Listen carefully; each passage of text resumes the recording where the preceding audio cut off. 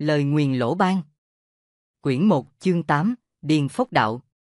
Lỗ Nhất Khí lùi lại 2 bước, gỡ mảnh lụa đỏ trên mặt xuống, xem xét lại một lần nữa bức tranh thủy ngân nam từ, thì ra nó là một bức bích họa bằng sứ men rỗng, khảm trên bức chiếu bích thứ 3 của trạch viện. Đúng vậy, bức chiếu bích thứ 3 trạch viện này có tới 3 bức chiếu bích. Trước mặt họ là chiếu bích hình chữ Y nhất E bên trong cổng chính, là loại chiếu bích thường gặp nhất trong tứ hợp viện, song cũng là bức chiếu bích đáng sợ nhất, dị thường nhất trong 3 bức chiếu bích mà họ đã phải đối đầu trong đêm nay. 3 người kia vội vàng chạy lên, kéo Lỗ Nhất Khí cùng lao vào lối đi mới mở. Khảm Tử gia đều biết rõ, quá trình xung phá khảm viện cần phải cố gắng thực hiện liền một mạch, chỉ chần chừ một chút thời gian, sẽ càng thêm nhiều nguy hiểm, bởi lẽ sẽ tạo thêm cơ hội cho đối thủ thay đổi khảm viện và tăng thêm nút lẫy thoát khỏi cánh cổng kinh hồn này.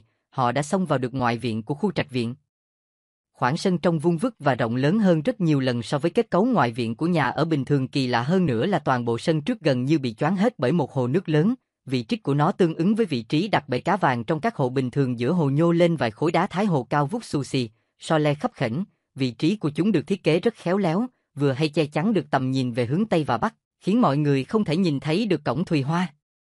Nhìn về phía đó, chỉ thấy thấp thoáng sóng nóc hình cánh cung và các đầu đao uốn cong, mà phán đoán rằng ở đó có lẽ là một môn lâu. Cổng Thùy Hoa là một loại cổng nằm ở bên trong trạch viện trong kiến trúc cổ của Trung Quốc, thường nối thông với hành lang phía trong do trụ mái không chạm đất mà treo lơ lửng dưới phần mái, nên gọi là thùy trụ, y cột treo, trụ lửng.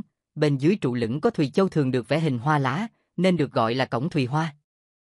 Tức là phần gác xây phía trên cổng. Lỗ Nhất Khí đứng ngẩn ra, thầm nghĩ, làm sao lại có cách xây nhà kỳ quặc đến thế?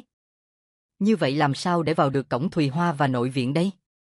Cùng lúc đó, cậu cũng phát hiện ra rằng, trong ngoại viện không có đảo tọa, tức là không có căn phòng tại bức tường phía nam quay hướng về ngôi nhà chính. Không có phòng bên cổng, không có đảo tọa, xem ra trạch viện này tuy diện tích rất rộng, song lại không có mấy nóc nhà. Chí ít cho tới lúc này, họ vẫn chưa nhìn thấy một căn phòng nào, bởi lẽ ngôi nhà này vốn dĩ không phải được xây để ở. Lỗ Nhất Khí quả thực cảm thấy rất băn khoăn. Dẫu cậu biết rằng, cho dù người thợ xây có hồ đồ đến đâu chăng nữa, cũng không thể chuyển cái hồ vốn dĩ chỉ nên xuất hiện ở vườn sau thành bể cá vàng đặt tại sân trước. Dẫu cậu biết rằng, cho dù chủ nhà có ngốc nghếch đến thế nào chăng nữa, cũng không thể thiết kế một hồ nước lớn đến mức choán hết cả diện tích sân trước. Thế nhưng khảm viện vừa vượt qua đã cho cậu biết rõ hơn rằng, trong trạch viện này mọi chuyện đều có thể xảy ra, mọi thiết kế quái dị đều có thể xuất hiện. Bác cậu đã tìm ra con đường để đi tiếp tại phía nam của cái sân, tại nơi mà đáng lẽ phải có căn phòng đảo tọa, chìm khuất giữa một tảng đá lớn và một gốc sơn trà tùng bên cạnh hồ nước, là lối mở vào giữa một hành lang quanh co gấp khúc. Căn phòng sẽ đối diện với sảnh chính trong kiến trúc tứ hợp viện, thường tọa nam hướng bắc, là nơi cho khách nghỉ qua đêm. Họ không dám đi tiếp, bởi lẽ hành lang này trông không giống như một con đường có thể đi qua. Đây là kiểu hành lang kín một nửa, một bên là vách tường bịt kín, một bên là dãy lan can thấp sát mép nước, chỗ cao chỗ thấp, gạch lát trên nền hành lang lồi lõm khấp khểnh, các trụ dọc hành lang cái nhỏ cái lớn, bản thân hành lang cũng chỗ rộng chỗ hẹp. Đứng từ vị trí của họ nhìn vào, thì thấy hành lang này có thể dẫn đến cổng Thùy Hoa, vấn đề ở chỗ có đi qua được hay không, và phải đi qua bằng cách nào. Thử nghĩ mà xem, những bức chiếu bích và cổng chính được thiết kế ngay ngắn đến vậy mà còn ẩn chứa trùng trùng nguy hiểm, huống chi là đường hành lang càng trông càng nghịch mắt này. Quỷ Nhãn Tam lại tìm ra một lối đi khác ở mé chính bắc ngoại viện, cũng khuất giữa một tảng đá lớn và một gốc sơn trà tùng bên hồ nước, là chỗ bắt đầu của một hành lang khác. 2 dãy hành lang giống nhau như đúc, chỉ khác ở chỗ đứng từ lối vào của hành lang này có thể thấy thấp thoáng mặt bên của một môn lâu. Phải làm thế nào đây? Nếu bắt được một cây cầu đi thẳng qua mặt hồ thì tốt quá. Có lẽ do còn trẻ, cũng có thể do ảnh hưởng bởi kiến thức ở trường Tây học mà suy nghĩ của Lỗ Nhất Khí có phần bay bổng. Bắt cầu thì dễ thôi, song sẽ càng khó đi hơn nữa. Phi Nga sách của chú Hạ và Thiên Thần Phi Trảo của Nghê Tam đều có thể bắt được một chiếc cầu treo. Song ở những nơi như này, nếu đi theo đường chính, tức là sống chết ngang cơ, có thể thoát ra, cũng có thể bị vây khốn. Nếu cao tay, sẽ qua được, nếu kém tài, sẽ trở về. Dù có sơ suất cũng chưa chắc đã nguy hại tới tính mạng. Lỗ Thịnh Hiếu nói tới đây thì ngừng lại. Có nghĩa là, sợi thừng con thiêu thân, có nghĩa là vuốt bay chuyển xác chết, một loại công cụ, cũng có thể nói là vũ khí kỳ môn. Phía trước là bộ vuốt bằng sắt, nối liền với một sợi dây xích, càng kéo căng sợi dây xích thì các móng vuốt càng siết chặt. Có thể dùng nó để trèo tường, nắm chụp đồ vật, cũng có thể khóa chặt đối thủ. Lão Mù liền tiếp lời, con đường tự tạo ra chắc chắn là đường chết. Chủ nhân của ngôi nhà đã tính toán trước cả rồi, nếu không, một tặc vương như ta sao phải nhọc công phí sức làm gì, ngay từ bên ngoài đã bay tường nhảy cổng cho rồi. Những lời của Lỗ Thịnh Hiếu và Lão Mù đã giúp Lỗ Nhất Khí hiểu thêm đôi chút về môn khảm tử. Chỉ môn phái chuyên nghiên cứu thiết kế, bố trí sắp đặt cơ quan cạm bẫy hoặc cách phá giải khảm diện của người khác ông hạ, dừng có bay, chi bằng hãy theo tôi đi đào hang. Quỷ Nhãn Tam lại chộp được cơ hội để chọc tức lão mù, song lời nói đã khách sáo hơn rất nhiều lời nói của hắn cũng đồng thời cho Lỗ Nhất Khí biết rằng, ở đây bay lên trời không được, mà chui xuống đất cũng không xong. Lão mù không để tâm đến Quỷ Nhãn Tam, chẳng nói chẳng rằng, ngồi thụp xuống đất, bắt đầu tỉ mỉ sờ soạn trên nền gạch cao thấp khắp khểnh nền đất được lát bằng loại gạch nhỏ màu xanh của Giang Nam, rộng chừng 3 ngón tay, dày 2 ngón tay, dài cỡ bàn tay, chúng đều được lát dựng đứng, như vậy tuy tốn gạch, song rất chắc chắn, không dễ bong tróc, hơn nữa khi lát xuống còn được tạo hình hoa văn đa dạng, trông rất đẹp mắt.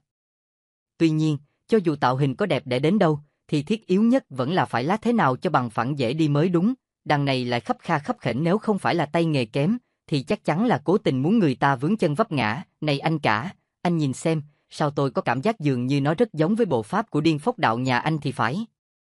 Lão mù sau khi đã dò dẫm một hồi, bèn nói với Lỗ Thịnh Hiếu. Lỗ Thịnh Hiếu nghe đoạn, liền kéo lão mù đứng dậy, lôi sang một bên, cầm lấy chiếc đèn khí tử phong trong tay Lỗ Nhất Khí, đặt vào vị trí bên trong hành lang cách lối vào khoảng một cánh tay, rồi ông nghiêng chống bàn tay phải xuống đất, gập khuỷu, hạ thân người áp sát mặt đất, bàn tay trái chụng thành thất hoa chỉ quyết, vươn ra xa nhìn ông khai triển tư thế đó. Lỗ Nhất Khí không khỏi kinh ngạc, nghĩ thầm, bác mình đã nhiều tuổi nhường kia mà vẫn thực hiện được động tác khó đến thế. Trẻ khỏe như mình chắc chắn cũng không thể bắt chước được, thực đáng khâm phục. Lỗ Thịnh Hiếu nheo mắt, đưa chỉ quyết vạch xuôi vạch ngược mấy lần, sau đó duỗi thẳng cánh tay, thu người đứng dậy. Quỷ Nhãn Tam buột miệng thốt lên, Phục Long Thám Căn. Đây chính là công phu định cơ trong lục hợp chi lực của Lỗ gia, tức 6 kỹ pháp của Lỗ gia bao gồm định cơ, định móng, bố cát, bài trí may mắn, lập trụ, xây cột, cố lương, cố định xà nhà, tịch trần, trừ bụi, phô thạch, lát đá, mỗi kỹ pháp đều có tuyệt chiêu kỳ diệu riêng. Lão mù nghe vậy, lập tức tán dương, anh cả, anh vẫn sử được chiêu này, mà tôi còn chưa kịp nghe ra, quả đúng là thân thủ không già. Lão giặc mù, đừng có chút thuốc mê cho tôi, chú đang tự khoe khoang thì có. Nhưng chú rờ mó cũng chính xác đấy, đây chính là bộ pháp của Điên Phốc Đạo, chỉ là tự quyết đã đổi chữ y trượt y thành chữ y vấp y mà thôi. Nghe Lỗ Thịnh Hiếu nói vậy, lão mù lại phô ra một nụ cười đắc ý, song ngoài miệng vẫn ra vẻ khiêm tốn. Tôi chỉ đoán bừa thôi, gia tộc các anh vốn cũng có dây mơ rễ má với bọn họ, nên cách bố trí giống nhau cũng không có gì đáng ngạc nhiên. Tuy nói là vậy, nhưng trải qua bao nhiêu thế hệ truyền thừa, cải tiến, chắc chắn sẽ có nhiều khác biệt hơn nữa. Vài trăm năm trước, bọn họ đã dựa vào thế lực của gia tộc để tiến hành thu thập kỹ nghệ khắp giang hồ rồi cải tiến thêm, như con đường Điên Phốc Đạo đã sửa một tự quyết này, không rõ bên trong liệu có huyền cơ nào khác không? Lỗ Thịnh Hiếu nói, giọng đầy lo lắng. Có cần tôi đi thử vài bước không? Lão mù chủ động lên tiếng, vẻ rất quả cảm, cứ để tôi, hai người chỉ cần bảo vệ cho Nhất Khí là được. Lỗ Thịnh Hiếu nói, rồi không để ba người kịp phản ứng, ông lập tức bước vào hành lang, y một dừng 2 điểm 3 vượt 4 xoay, y là 4 khẩu quyết của bộ pháp trên Điên Phốc Đạo, mỗi một quyết đều ăn khớp với một cơ quan trên mặt đường.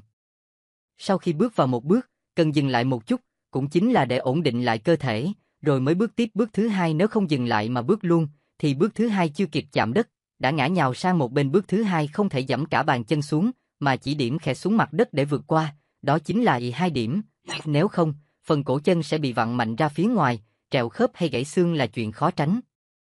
Bước thứ ba cần sải rộng chân mà bước qua, để vượt qua khảm diện, nếu không, phần chân sẽ bị trượt thẳng về phía trước, thương tổn dây chằng. Bước thứ tư cần hơi xoay sang bên trái một chút, nếu vẫn bước thẳng như trước, phía trước chắc chắn sẽ có một vật gì đó đập thẳng vào, khiến cho sức đầu mẻ tráng giang hồ gọi những người ngoại đạo không hiểu gì về cơ quan khảm tử là một qua, dưa đần, gọi những người không biết bộ pháp của khảm tử mà bước lầm vào, hoặc xông bừa vào là gì phá qua, để dưa vỡ.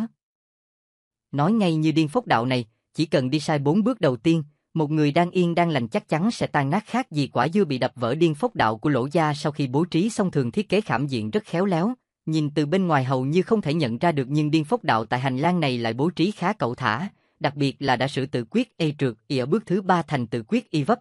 Bố cục trơn trượt kín đáo khó nhận đã được biến thành những viên gạch nhô lên, thoạt nhìn là nhận ra ngay. Lỗ Thịnh Hiếu sửa y 3 vượt y thành y 3 nhảy, đã đi được chừng 4 tổ hợp 4 bước, vẫn không thấy có gì khác thường, ông bèn quay trở lại lối vào hành lang. Ông không dám đi quá xa, chỉ có một mình mà đi tách xa là rất nguy hiểm. Ở lối vào hành lang, lão mù đang thao thao bất tuyệt giảng giải cho Lỗ Nhất Khí nghe về bộ pháp và các bí mật của Điên Phốc Đạo. Thực ra, Lỗ Nhất Khí đã tìm hiểu được đôi chút về Điên Phốc Đạo nhờ đọc được cuốn sách Kỳ Công, chỉ là không hiểu cách bố trí và bộ pháp cụ thể mà thôi. Nhìn thấy cách thức Lỗ Thịnh Hiếu bước đi, lại nghe những lời giảng giải của lão mù, cậu đã sáng tỏ ra rất nhiều. Trước tác chân truyền của Lỗ gia là Địa Ban Kinh, còn Diệt Kỳ Công thì cũng là một cuốn sách của Lỗ gia, ghi chép về những kỹ thuật thông thường của họ Lỗ, cùng những kỹ thuật của các môn phái khác mà họ Lỗ biết được, và các phương pháp biến hóa, cải cách trong việc ứng dụng kỹ thuật của các môn phái khác. Đây là một cuốn sách công cụ có nội dung phong phú, toàn diện, mang tính tổng hợp cao. Bước đầu tiên bắt đầu từ chỗ xiên ngang trên mặt đường. Nếu không biết thế phục long thám căn, cậu hãy ngồi thụp xuống hay nằm bò xuống mà nhìn, chỉ cần giữ đầu ở độ cao thích hợp, sẽ nhìn ra được. Lão mù dường như hiểu rõ vướng mắc trong lòng Lỗ Nhất Khí, nên đã giảng giải cho cậu về bước đi đầu tiên quan trọng nhất. Đường đi hai bên đều giống nhau, nếu không có vấn đề gì thì chúng ta hãy đi theo đường này, có vẻ gần cổng Thùy Hoa hơn. Lỗ Thịnh Hiếu nói, song vẻ hoài nghi vẫn lộ rõ trên hai đầu lông mày đang nhíu lại. Vẫn là Lỗ Thịnh Hiếu bước vào Điên Phốc Đạo đầu tiên, Lỗ Nhất Khí đi sát theo sau. Như vậy, cậu không cần phải tự mình phán đoán bước chân nữa, cứ đi đúng theo bác là được.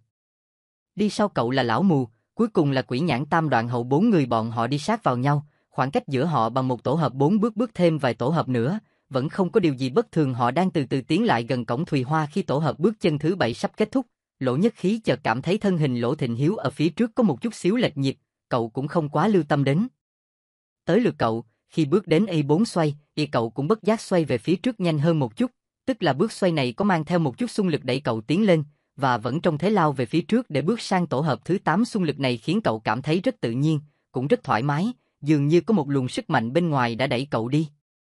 Khi tổ hợp thứ 8 kết thúc, bước xoay cuối cùng dường như lại nhanh hơn một chút, tự như đang lướt đi trong mây, không hề tốn sức lực. Khi kết thúc tổ hợp thứ 9, cậu cảm thấy bản thân bắt đầu không kiểm soát nổi xung lực đó nữa, suýt nữa thì đâm vào cột hành lang. Trong lúc cậu cố gắng khống chế để xoay trở lại, thì xung lực đột ngột biến mất.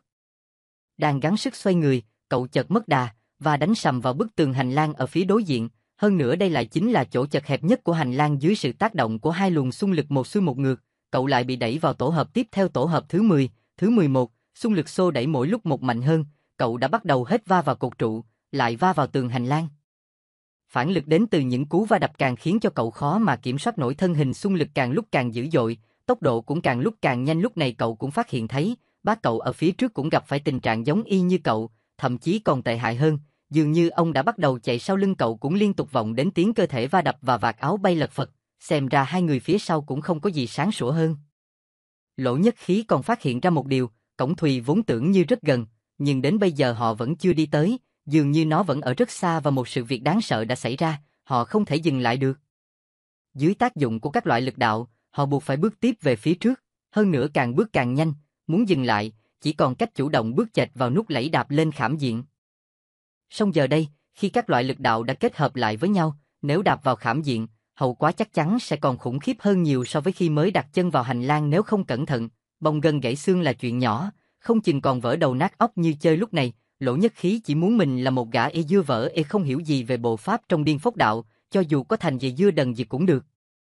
Mồ hôi cậu túa ra lúc đầu, vì mệt, cũng vì sợ hãi, song cậu không thể lau mồ hôi được, ngay cả động tác vung vẩy của cánh tay đã không thể điều khiển được nữa. Mồ hôi ròng ròng che mờ hai mắt, khiến cậu không còn nhìn rõ thân hình người bác ở phía trước. Cậu chỉ còn nghe rõ tiếng thở dốc nặng nề của mình. Tiếng thở của cậu đã lấn át các âm thanh khác, trở thành tiếng sấm dội duy nhất trong tai cậu lúc này.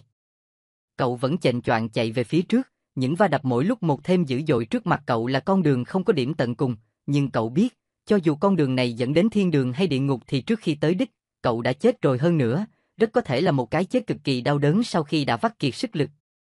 Cậu không muốn chết vì kiệt sức, thà cậu bị quật chết hay ngã chết còn hơn, bởi vậy, cậu quyết định sẽ đạp vào nút lẫy, dẫm lên khảm diện. Nhưng, một sự việc khủng khiếp hơn đã xảy ra. Ngay cả khảm diện cậu cũng không thể dẫm vào được, trong khi vốn dĩ chỉ cần bước chệch đi một chút cơ thể cậu đã hoàn toàn mất khả năng kiểm soát, mọi động tác đều được thực hiện một cách máy móc, đặc biệt là đôi chân, đã hoàn toàn không thể điều khiển được nữa.